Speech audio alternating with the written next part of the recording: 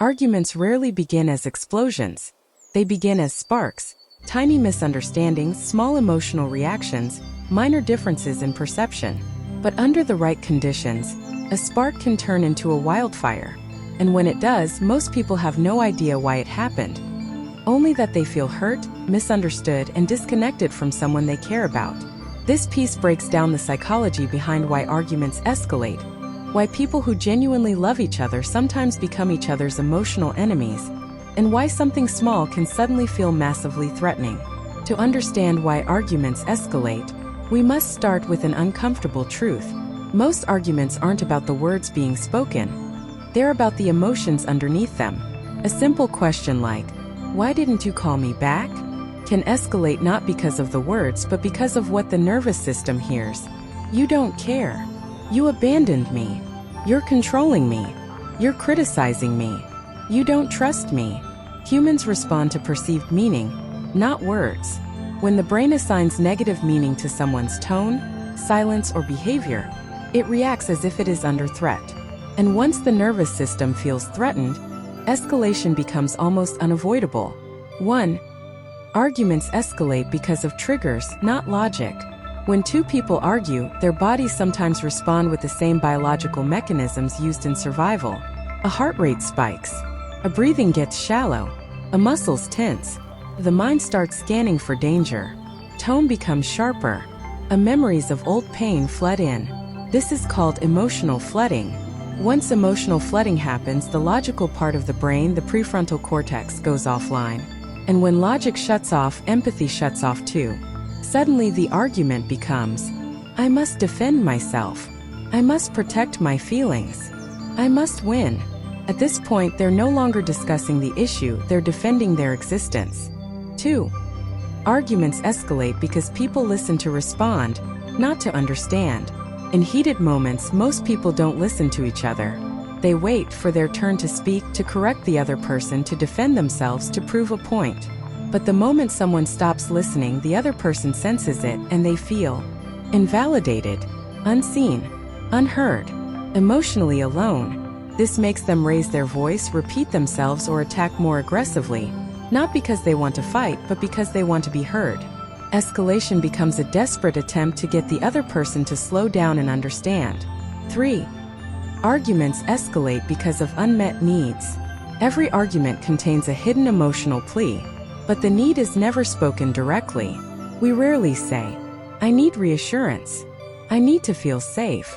I need to feel chosen. I need to feel respected." Instead we say, "You don't care. You always do this. You never listen. You make me feel stupid." The escalation happens because the surface language insults, while the underlying emotion cries for connection. Two people end up fighting with swords when what they really want is a hug. 4. Arguments escalate because of childhood patterns. Conflict brings out the part of us that learned about love early in life. People with different attachment styles argue differently. Anxious attachment fears abandonment. A becomes louder, more emotional. A tries to protect the connection by demanding attention. Avoidant attachment. A fears suffocation. A shuts down, withdraws, becomes cold. A tries to protect the self by creating distance. This turns into a destructive cycle. The anxious partner escalates because they feel ignored. The avoidant partner withdraws because they feel overwhelmed. The more one pushes, the more the other pulls away. Both think the other is the enemy, but both are simply trying to survive emotionally. 5.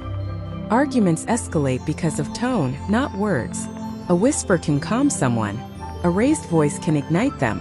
When someone hears a sarcasm, a sigh, a long pause, or a sharp tone, an eye roll, a dismissive phrase, their brain categorizes it as emotional threat, even when the words seem harmless.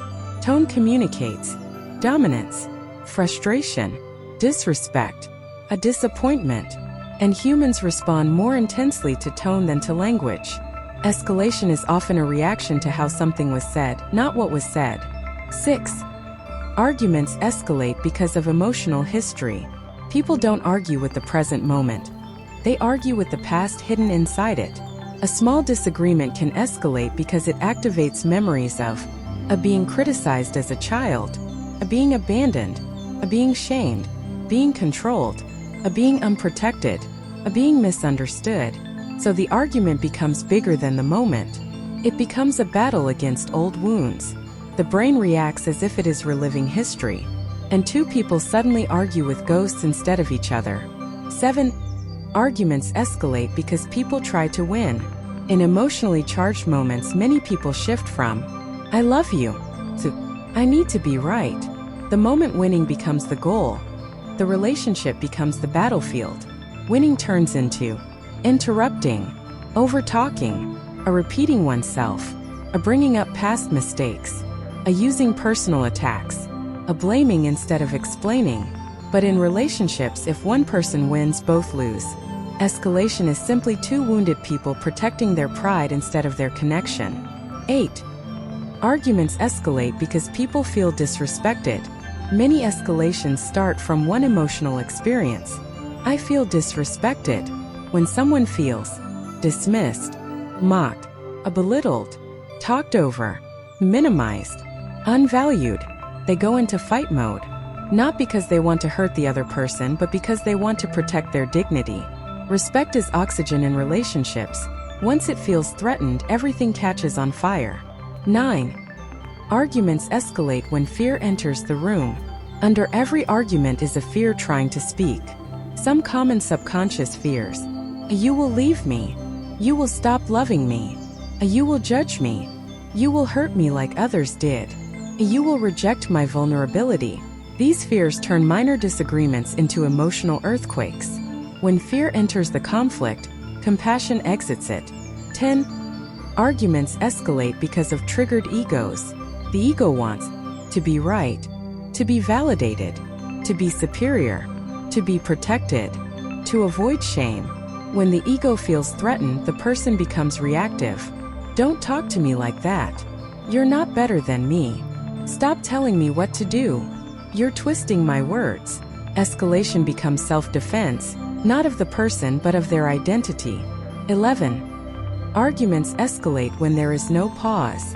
Arguments become dangerous when they move too fast. Without pauses, no one breathes, no one hears, no one reflects, no one sees the bigger picture.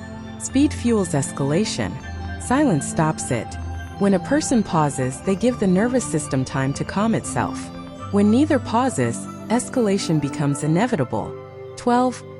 Arguments escalate because people feel unloved. This is the deepest truth.